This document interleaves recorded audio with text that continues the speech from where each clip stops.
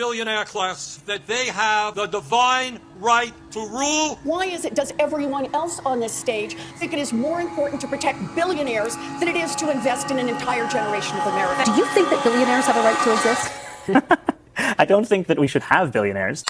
The media often treats billionaires as a moral problem. Too much power, not fair. Tax the rich and give it back. Wrong frame. Today we're covering the economic case against billionaires and why it represents a failure of markets. Because when 3,000 people hold $16 trillion of wealth, that's not proof capitalism works, that's proof that it is broken. 1. Monopoly power kills competition. Perhaps the strongest economic argument we have today is that billionaires don't create wealth, they in fact extract it from markets via monopolistic market positions. Google, Amazon, Meta. Once innovative businesses are now just infrastructure monopolies charging rent. You'd think that billionaires as supposed innovators would accelerate progress, but once you dominate a market, innovation becomes a threat, not a goal. So the strategy shifts.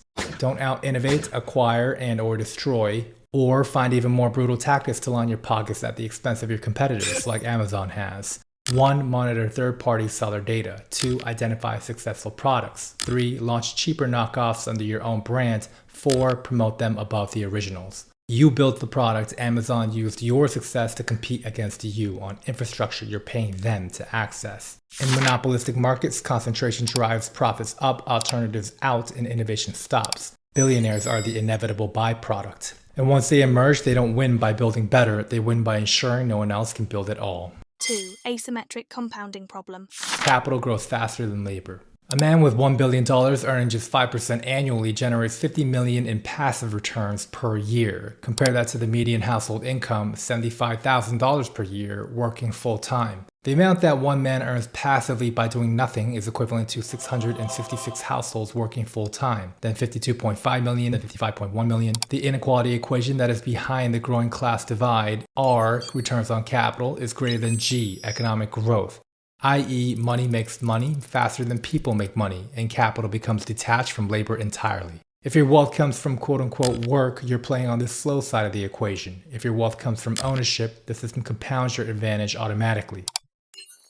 Once you hit the compounding flywheel, the advantage is forever. Your children inherit it. Their children inherit it. Compounding generationally until the class divide becomes mathematically permanent.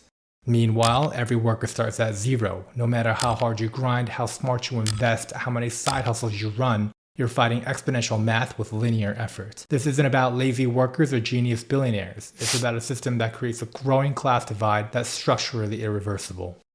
This leads to the next problem: wealth stops circulating. 3. Capital misallocation. Compounding wealth flows not into productive investment, but rather into asset inflation. Economic health depends on capital velocity, money moving through wages, consumption, and funding new ventures. But when wealth concentrates in financial assets, the type of circulation changes.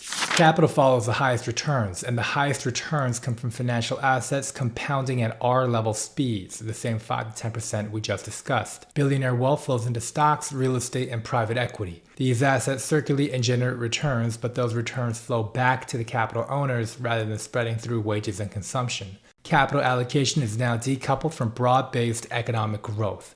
Money circulates but in closed loops. Billionaire wealth to financial assets to more billionaire wealth. Meanwhile, small businesses can't get loans or access credit. Infrastructure crumbles. Public services go underfunded. The capital exists, it's just allocated to compound in financial stratospheres while the real economy suffocates. 4. The tax policy advantage. The tax policy further ensures this pattern never corrects. If you work for your money, you pay 20 to 40% in income taxes. If your money works for you, you pay 15% on capital gains, if at all. Bezos doesn't cash out Amazon stock and pay taxes. He borrows billions against his shares at 2 to 3% interest, tax-free. Lives off loans, never realizes gains, never triggers a taxable event. Meanwhile, a nurse making $80,000 pays taxes on every dollar before her paycheck even arrives. Our system penalizes labor and subsidizes wealth. This isn't a loophole, it's the design specification of modern tax policy, written by and for those who benefit most.